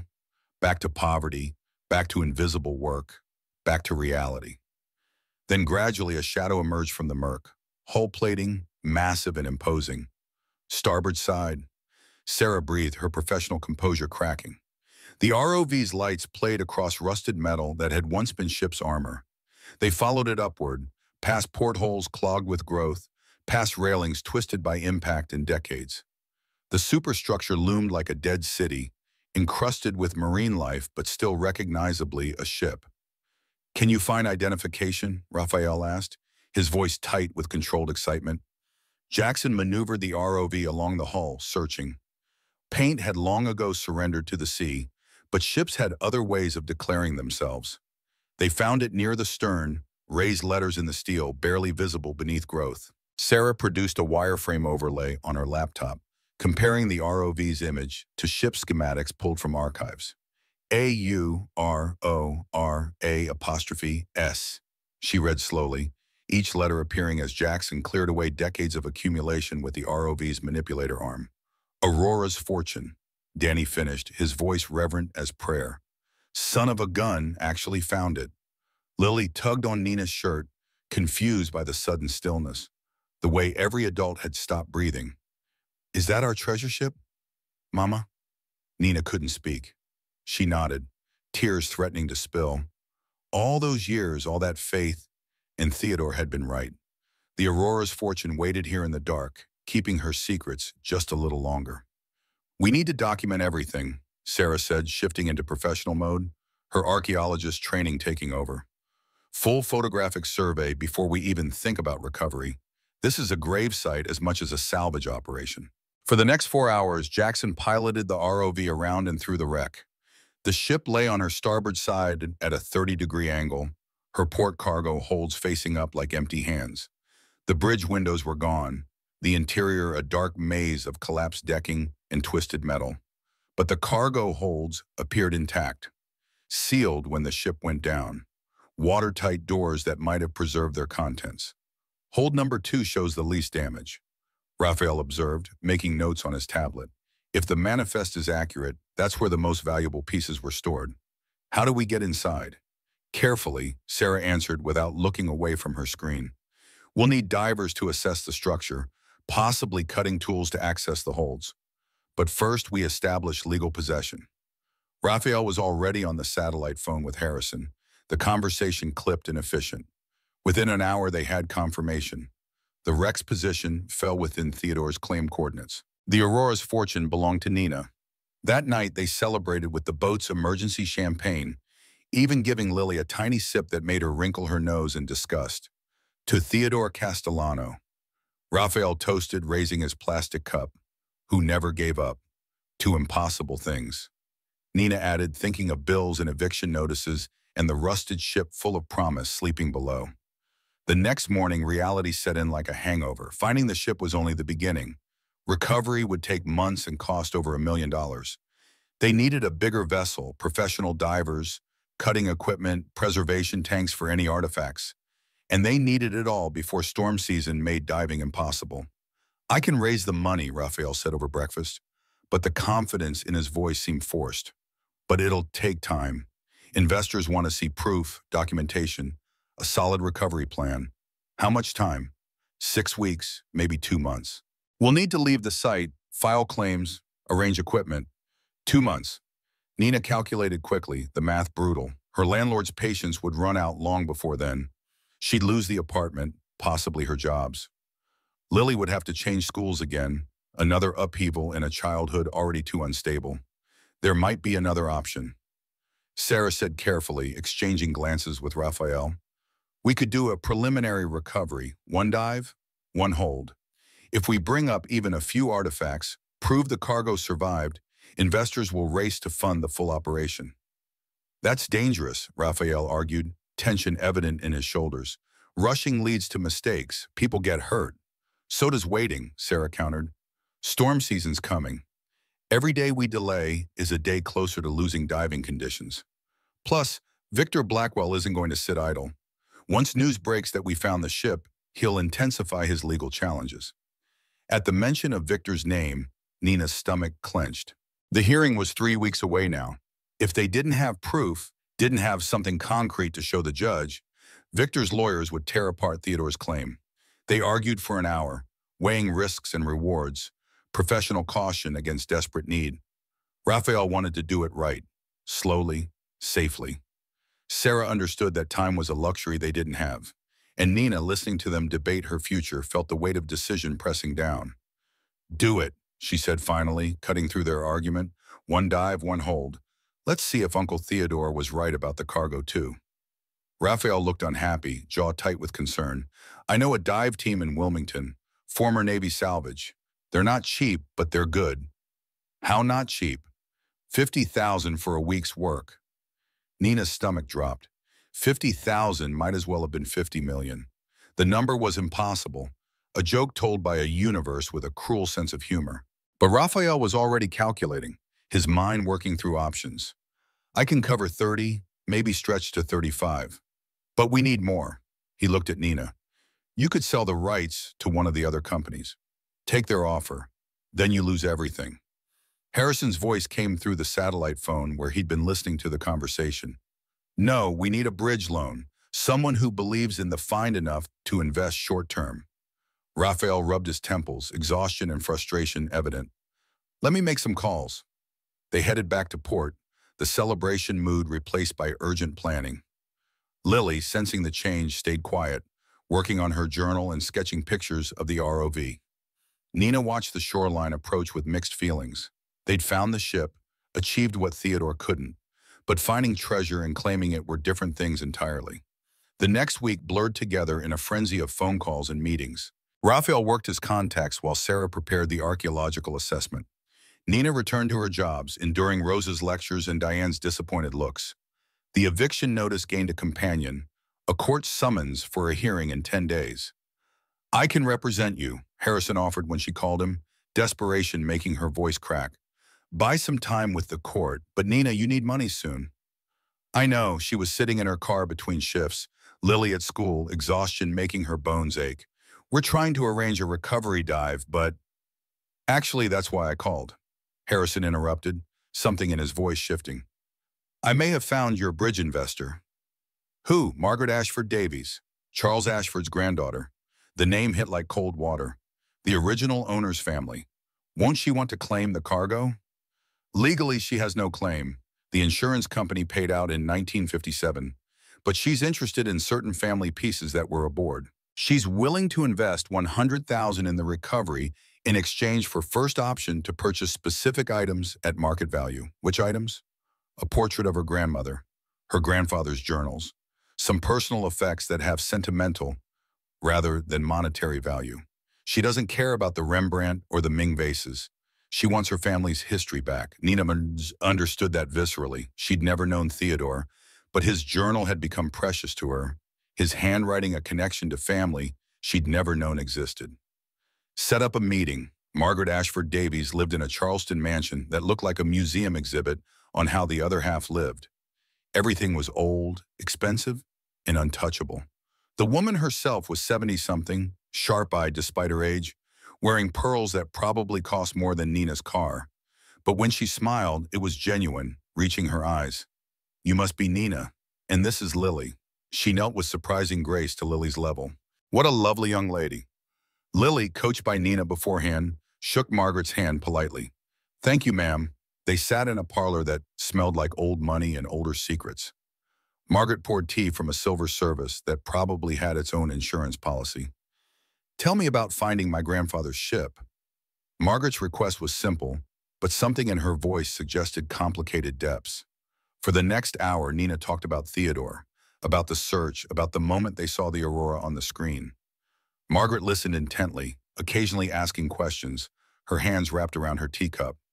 "Your great-uncle wrote to me once," she said finally, "years ago when he wanted information about the cargo, about that last voyage." I didn't respond.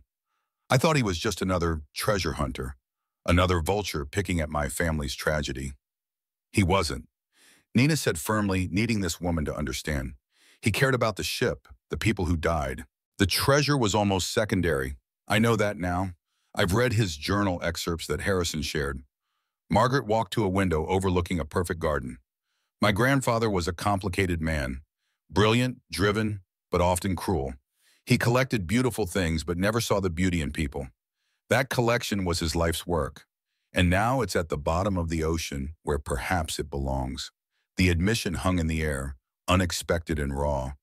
"But there are pieces I'd like to recover. Not the valuable ones, the personal ones. A portrait of my grandmother that shows her smiling. The only one where she looked happy. His journals, which might help me understand him better. A chess set he taught me to play on." She turned back to Nina, her eyes bright with unshed tears. "I'll invest $100,000 in your recovery operation. If you find these items, I'll pay fair market value for them. The rest is yours to do with as you will." "Why trust me? You could hire your own salvage team."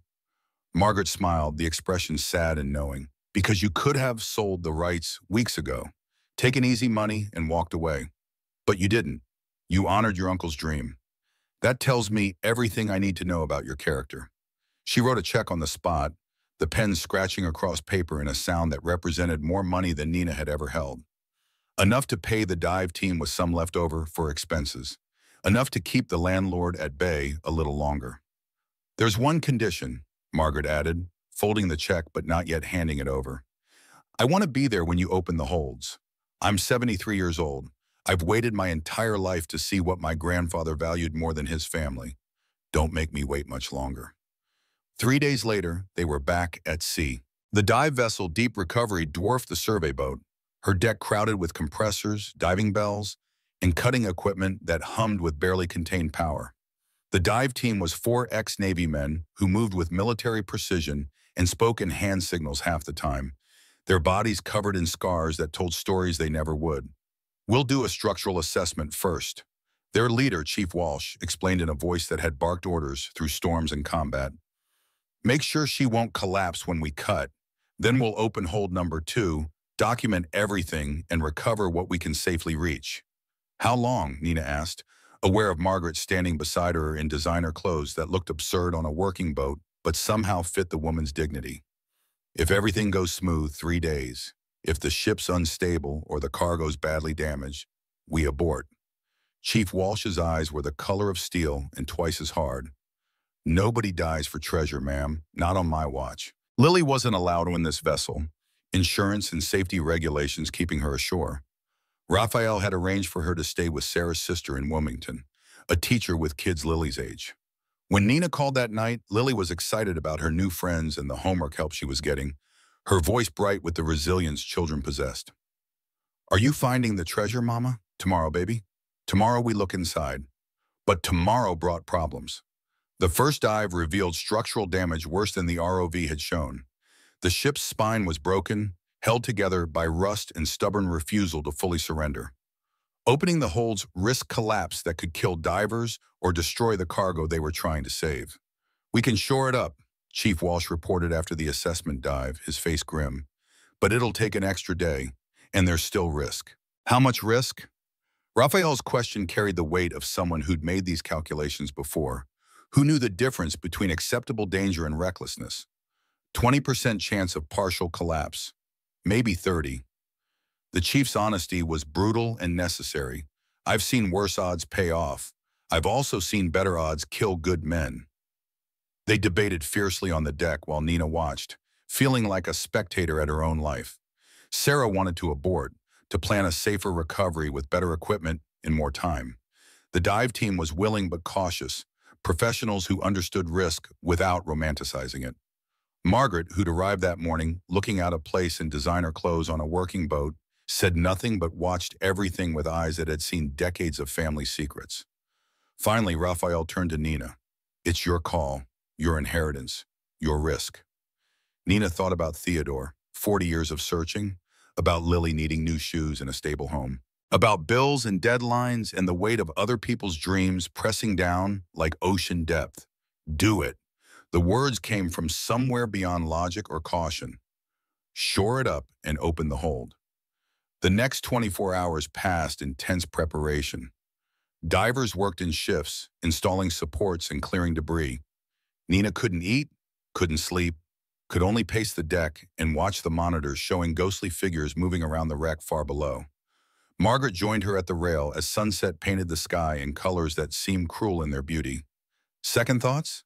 "Hundredth thoughts," Nina admitted, her hands gripping cold metal. "If someone gets hurt because I was impatient, they're professionals."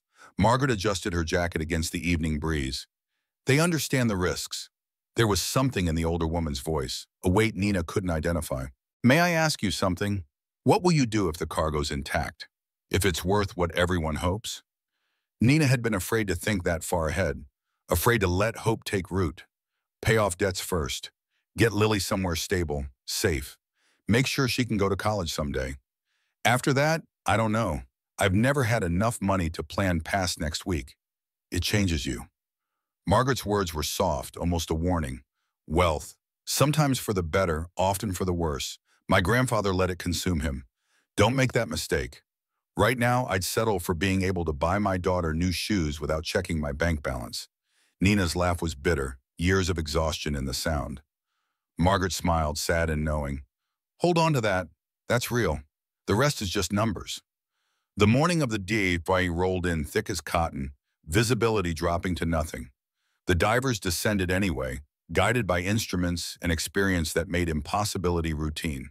Nina watched on monitors as they approached hold number 2, now reinforced with steel braces that looked fragile against the ship's mass. Cutting commenced. Chief Walsh's voice crackled through speakers. Torches working, metals actually in better shape than expected. It took 2 hours to cut an access large enough for a diver, 2 hours of sparks and bubbles, and Nina forgetting to breathe. Then finally the section fell away, revealing darkness beyond that seemed absolute. Entering hold. The lead diver announced, his camera showing a chaos of shadows and shapes that resolved slowly into something recognizable. His lights found the first intact crate, wood somehow preserved in the airless space, bands of metal still secure after 67 years. "Reading manifest number on the crate," he reported, his voice tight with controlled excitement. 274. Sarah consulted the manifest Harrison had provided, her hands shaking slightly as she cross-referenced numbers. 274 should be books. Rare editions, including a Gutenberg Bible. The diver moved deeper, lights playing across stacks of crates secured exactly as they'd been loaded decades ago. Some had shifted, some showed water damage, but most appeared intact, sealed against the ocean that had claimed their ship. Jesus Christ. Chief Walsh's professional composure cracked. It's all here. For the next 6 hours, the divers documented everything they could reach without disturbing the structure. They brought up 3 crates chosen for accessibility rather than value, each one lifted with infinite care, water streaming off wood that hadn't seen sunlight since Eisenhower was president. The first crate opened on deck like a birthday present everyone was afraid to unwrap. Inside, wrapped in what had once been silk, now rotted to fragments, lay books. Water had touched the edges, but the centers remained dry, protected by their own compression in the seal of the crate. A first edition Shakespeare folio. Sarah whispered, photographing each piece with trembling hands, a hand-illuminated medieval manuscript. And yes, a Gutenberg Bible, its pages brown but intact. Conservative estimate, she continued, her voice barely audible. This crate alone is worth $2 million. The second crate held ceramics, Ming Dynasty pieces wrapped in rotted fabric but unbroken. Dragons and phoenixes frozen in glaze, colors still vivid after centuries. The third contained paintings, water-damaged but restorable according to Sarah's expert eye, pigments that could be saved by specialists who dealt in miracles. With each revelation, the deck grew quieter, the magnitude of what lay below sinking in like cold water. This wasn't just treasure. This was history, culture, human achievement pulled from the grave. "How much can we recover?" Nina asked, her voice strange to her own ears. Chief Walsh calculated with the precision of someone who'd made these assessments dozens of times. "Safely, with current conditions, maybe 20% before weather forces us to stop. For full recovery, you'll need a major operation. Cofferdam possibly, heavy lift equipment, months of work. 20% of 20 million was still 4 million. Enough to change everything, enough to stop running, enough to breathe." Margaret stood beside an open crate, tears on her weathered cheeks. She wasn't looking at the valuable pieces, the Ming vases or Shakespeare folio. Her attention fixed on a water-stained journal tucked between books, her grandfather's handwriting still visible on the cover. "May I?" The question was barely a whisper. Nina nodded, unable to speak around the lump in her throat. Margaret lifted the journal with shaking hands, opening it carefully. Whatever she read there made her close her eyes and hold the book to her chest, like it could somehow connect her to a man she'd never understood. "Thank you."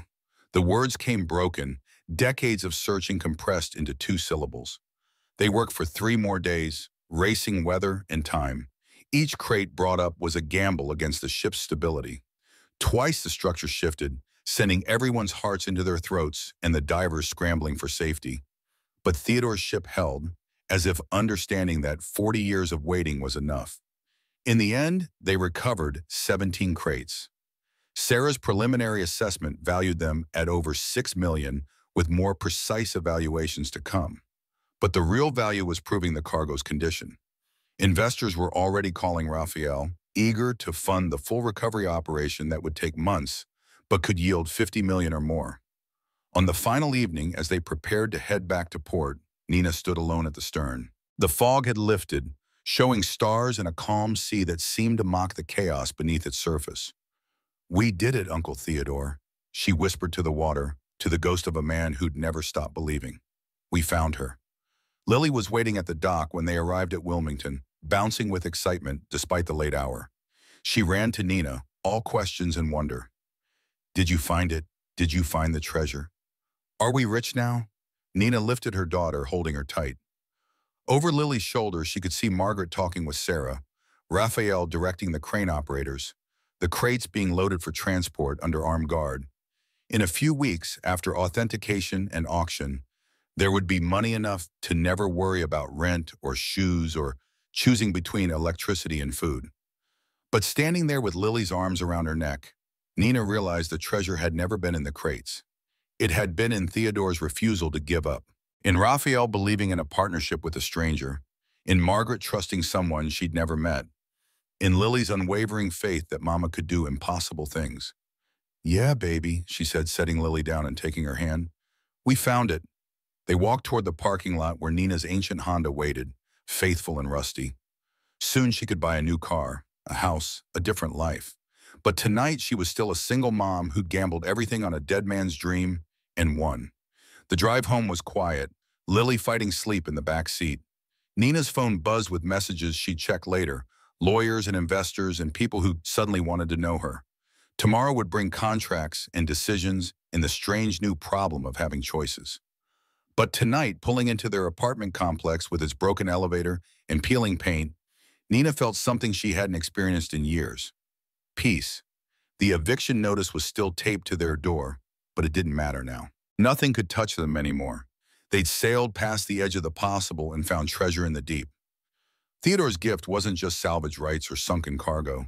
It was permission to believe that sometimes, against all odds, the desperate and determined could win. That poverty wasn't a life sentence. That one impossible choice could change everything. Nina tucked Lily into bed, then sat at the kitchen table with a cup of coffee and Theodore's journal. She turned to the last entry, written in a shaking hand weeks before his death. "The fortune waits. She has been patient with an old man's failures. Perhaps she waits for someone else, someone who needs her more than I do. I leave her to the currents of fate and family. May whoever finds her remember, the treasure isn't in the gold. It's in the search. It's in believing when everyone else has stopped. It's in teaching someone else to look at the ocean and see possibilities instead of just water." Nina closed the journal and wiped her eyes. Through the small window, she could see stars over the city, the same stars that had watched Theodore search for 40 years, the same stars that had guided them to the Aurora's fortune. Tomorrow she'd quit her jobs. She'd find a house with a room for Lily. She'd buy her daughter new shoes and pay for that field trip and start planning for college. She'd become visible, no longer a ghost mopping hospital floors at midnight, but she'd also remember this moment, this kitchen, this life that had pushed her to take the greatest risk imaginable.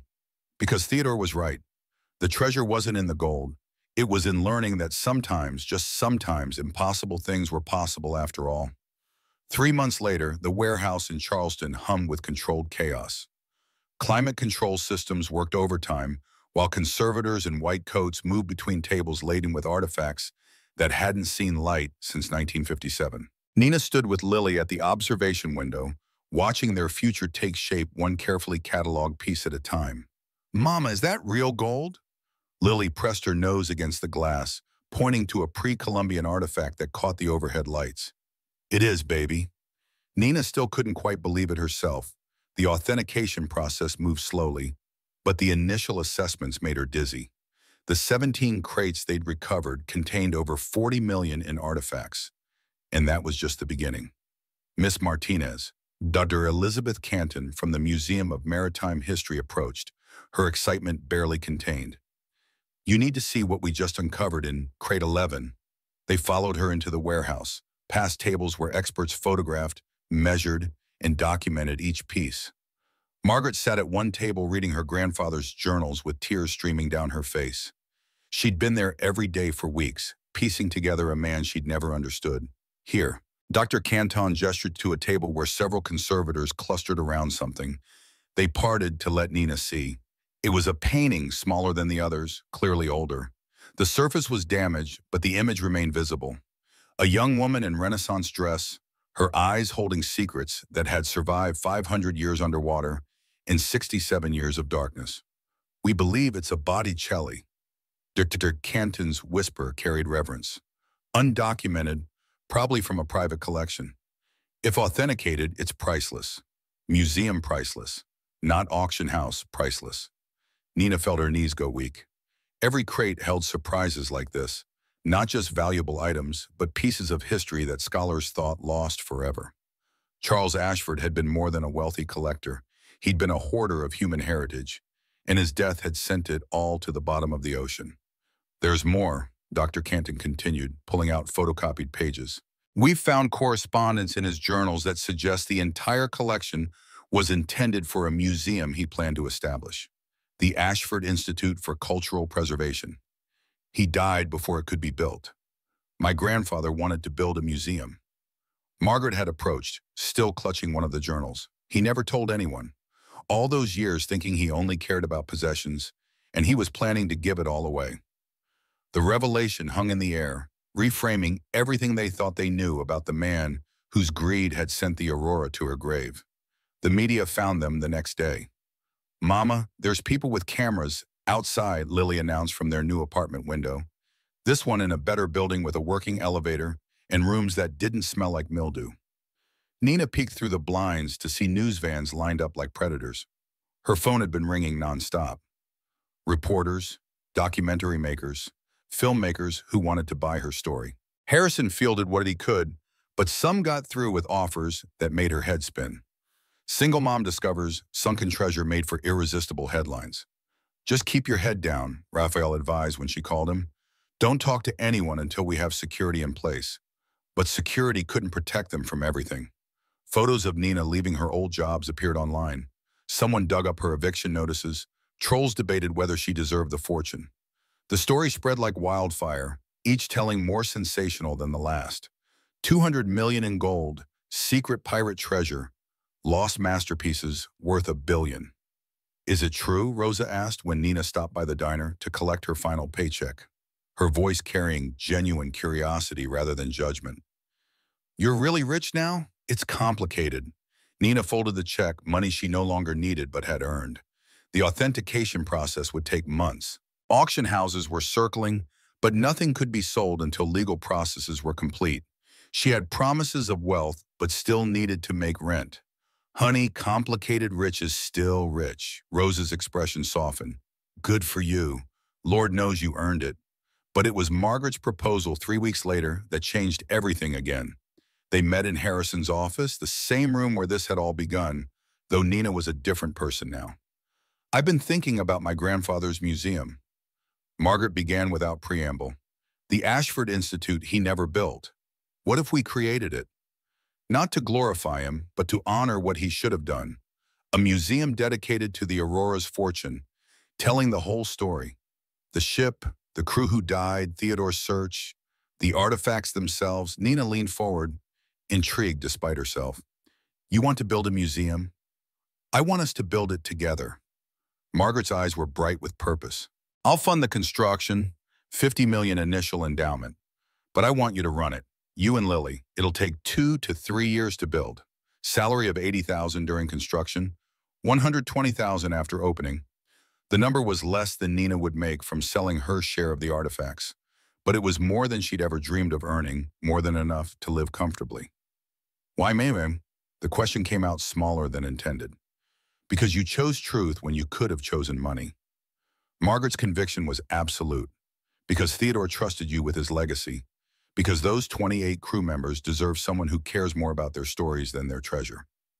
Nina thought about the woman in the diner she'd seen months ago, counting change for one plate to share among 3 people. Thought about nights on break room couches and choosing between electricity and groceries. Thought about Lily deserving a mother who did meaningful work instead of just surviving. What happens to the cargo? We recover everything properly when the FBI releases the site. All proceeds go to the families of the 28 crew members and to the museum endowment. Margaret met Nina's eyes. "You won't get rich from this, Nina, but you'll get something better." Purpose. During the meeting, Harrison cleared his throat. "There's something you should know. We found additional documentation in Theodore's effects. A letter he wrote but never sent." He placed a sealed envelope on the desk, Nina's name written in Theodore's familiar cramped handwriting. Nina opened it with trembling hands. "To whoever inherits my search." The letter began, "If you're reading this, you found Aurora.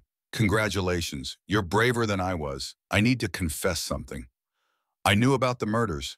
Nina's hands shook as she continued reading. Theodore's words detailed finding Captain Morrison's personal effects washed ashore in 1987, including a diary that confirmed everything. The deal with Ashford, the sealed hatches, the screams. He'd had proof for 33 years and stayed silent, afraid that revealing it would cost him his salvage rights. "I'm a coward," Theodore had written. "I chose my obsession over justice. That's why I left everything to you, someone I never met, someone with no stake in my ego, someone who might be brave enough to do what I couldn't. I hope you made the right choice, the choice I was too weak to make. The treasure isn't in the gold, it's in having the courage to do what's right, even when it costs you everything." Nina cried reading this, understanding now why a stranger had inherited an obsession.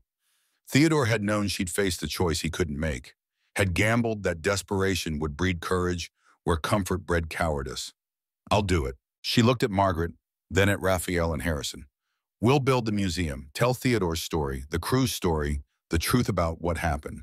Not just display pretty artifacts, but teach people what greed costs and what persistence achieves." The Theodore Castellano Maritime Memorial Museum broke ground 6 months later. Nina insisted on the name over Margaret's protest that it should honor the Ashford family. "Your grandfather had his chance." Nina was firm. "This is Theodore's dream. We're just finishing it." The ceremony was small, family and team members mostly. Lily turned the first shovel of dirt with a plastic beach shovel, insisting it was more appropriate for an ocean museum. Raphael announced the salvage was 70% complete. New discoveries weekly. Sarah had assembled a team of historians to research every piece, trace its origins, tell its story. "We're not just displaying artifacts," Nina told a small crowd, Lily beside her looking proud in a new dress that actually fit. "We're reuniting them with their histories. Every piece will be available for scholars, for descendants of their creators, for anyone who wants to understand where we came from." The most surprising attendee was Danny, the fishing captain. He pulled Nina aside after the ceremony, his weathered face serious. Theodore would be proud. The words were simple but carried weight. Man spent his whole life believing in something everyone else called crazy. Now you're making sure nobody forgets him. As construction progressed, so did the recovery operation.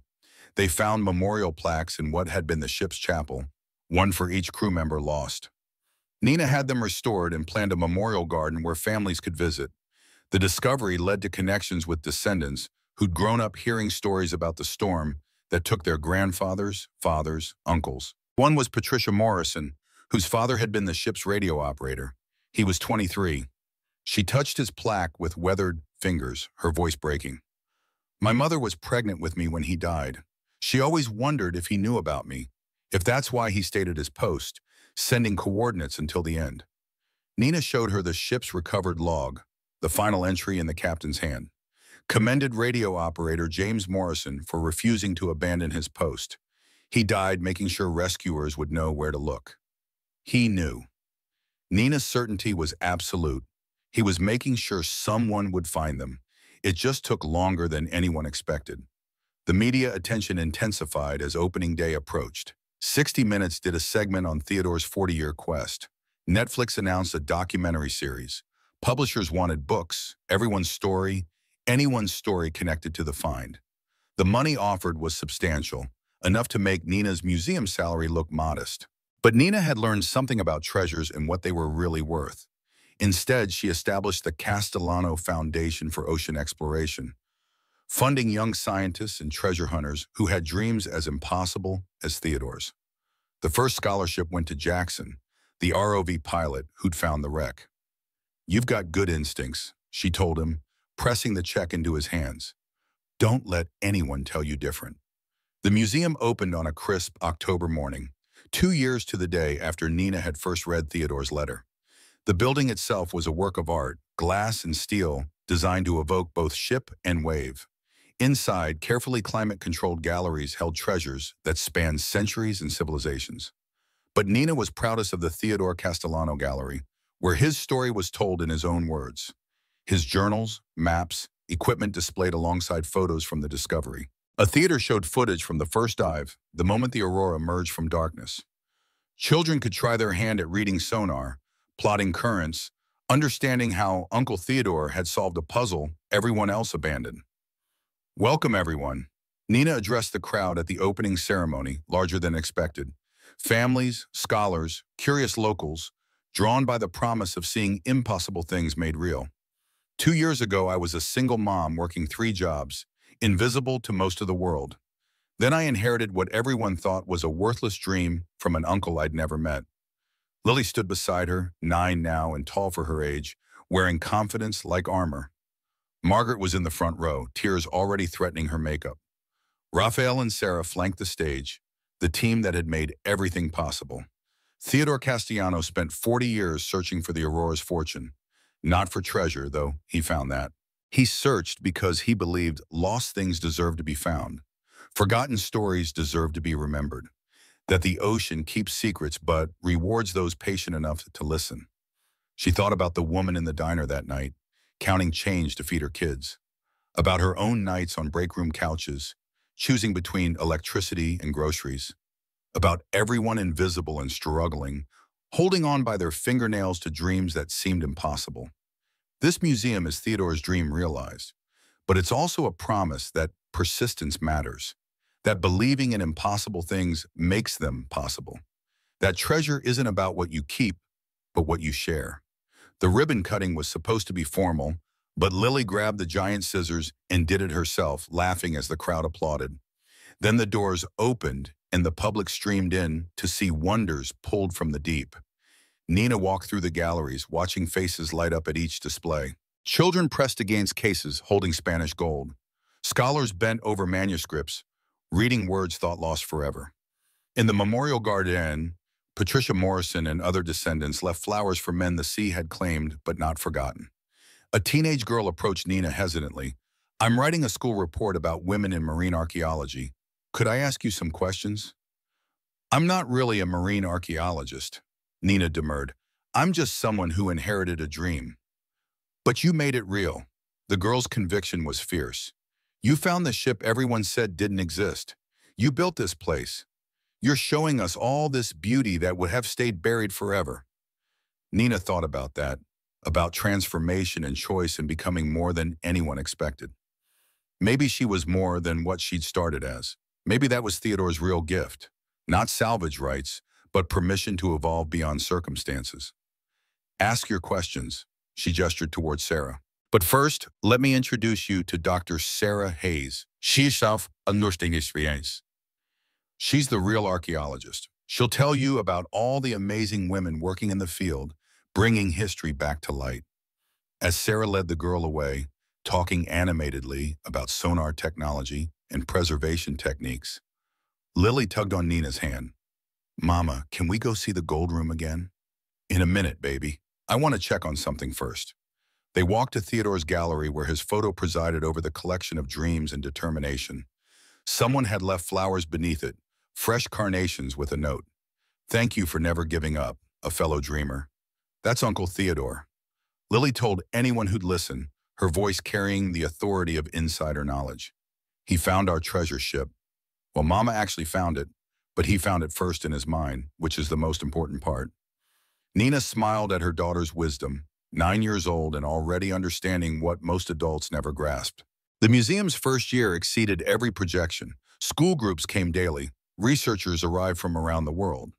The gift shop sold copies of Theodore's journals with proceeds funding ocean exploration. But the real impact was harder to measure. It was in the letters that Nina received from people who'd visited and left inspired. The young woman who decided to study ocean engineering. The retired teacher who started painting again after seeing the rescued art. The father who brought his daughter to see proof that ordinary people could do extraordinary things. One letter stood out, arriving 6 months after opening. It came from a man in Oregon who'd known Theodore in his final years at the nursing home. He talked about that ship every day. The man wrote, "The nurses thought he was senile, but I believed him. He said someone in his family would find it someday. Someone who needed it as much as it needed finding. He said the ocean rewards faith, not in treasure, but in the search itself. Thank you for proving him right." Nina kept that letter in her desk drawer next to the crumpled eviction notice and Lily's first drawing of the ship, reminders of where they'd come from and how far impossible things could take you. On the second anniversary of the museum's opening, they held a special event. The salvage was complete, the last artifact cataloged and displayed. Raphael's team had recovered 94% of the cargo, a staggering achievement that rewrote textbooks on underwater recovery. The final tally put the collection's value at over $300 million, though much of it was priceless in scholarly terms. The proceeds, after expenses, went to the crew families and the museum endowment, ensuring the institution would survive generations. Speech, speech. The crowd chanted as Nina stood before assembled friends, family colleagues who'd become something more than professional contacts. "I'm not good at speeches." She protested, but Lily pushed her toward the microphone, grinning. "Fine." Nina looked out at the faces, some familiar, some strange, all connected by Theodore's dream made real. "3 years ago, I got a letter that changed everything. But the truth is it didn't change who I was. It revealed who I could be." She found Margaret in the crowd, frailer now at 75, but still attending every major event. Found Raphael, who'd become more than a business partner, something deeper that neither had named yet. Found Sarah, who'd turned down prestigious positions to stay and teach the next generation. Theodore Castellano died thinking he'd failed. He spent 40 years chasing something everyone said was impossible. But he didn't fail, he just didn't live to see success. Every day, people walk through these doors and learn that persistence matters. That dreams deferred aren't always dreams denied. Lily had climbed onto the stage beside her, no longer the scared 7-year-old who'd slept on break room couches. She was confident now, secure in ways Nina had never dared hope for, already talking about marine biology programs and following Raphael on expeditions. "We found more than treasure in the Atlantic." Nina continued, her voice steady with certainty earned through fire. "We found connections to the past and hope for the future. We found that ordinary people can do extraordinary things if they just keep believing a little longer than seems reasonable." She raised a glass of champagne, the toast carrying through galleries where impossible had become reality. To Theodore Castellano, who never gave up. To the 28 souls of the Aurora's fortune, who carried dreams into the deep. To everyone who's been told their hopes are impossible. And to the ocean, which keeps its secrets but shares them with those who truly listen. The words echoed through rooms where children learned that X marked more than spots on maps. Through halls where teenagers discovered that persistence could defeat poverty. Through galleries where the impossible sat behind glass. Proof that belief could bend reality. Later that night, after guests had gone and the museum was quiet, Nina walked through the galleries one more time. Lily had fallen asleep in the theater, exhausted from giving impromptu tours to anyone who'd listen. Nina carried her daughter through rooms full of impossible things made real, past gold that gleamed, and manuscripts that whispered, and paintings that had survived the unsurvivable. In Theodore's gallery, she stopped before his final journal entry, now preserved behind protective glass. "The ocean rewards faith, not in gold, but in the search. Not in the treasure, but in the belief that treasure exists." To whoever reads this, don't give up. The impossible is just waiting for someone stubborn enough to make it possible. Nina shifted Lily's sleeping weight and smiled at the ghost of a man who'd given her more than salvage rights. Message received, Uncle Theodore. Message received. Outside, the harbor lights danced on dark water. Somewhere in the deep, other mysteries waited for other dreamers. The Castellano Museum stood as proof they were worth finding, that ordinary people could still do extraordinary things, that sometimes the greatest treasure was simply the courage to keep looking when everyone else had stopped. They headed home through quiet streets, past the house they'd bought with rooms for dreams and walls for Lily's paintings of ships and stars. It wasn't a mansion. Nina had kept her promises to herself about that, but it was theirs, bought with treasure raised from the deep by faith, determination, and a refusal to believe in impossible things. In the morning, there would be meetings about new exhibitions, plans for educational programs, discussions about expeditions the foundation might fund. The work of dreams was never done. But tonight, Nina tucked her daughter into bed in a room with glow-in-the-dark stars on the ceiling and thanked Theodore Castellano for the greatest treasure of all. He'd given them permission to hope. And sometimes she'd learned hope was worth more than gold.